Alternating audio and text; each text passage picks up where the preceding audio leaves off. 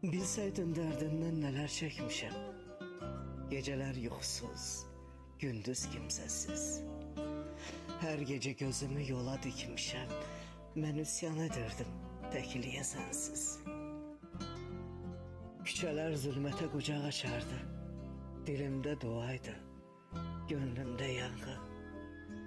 Bir xatirə qalıb, solmuş yarpaq tək qəlbimin içində, çölündə yanğı. Sənsiz hər baharım qışa dönübdür.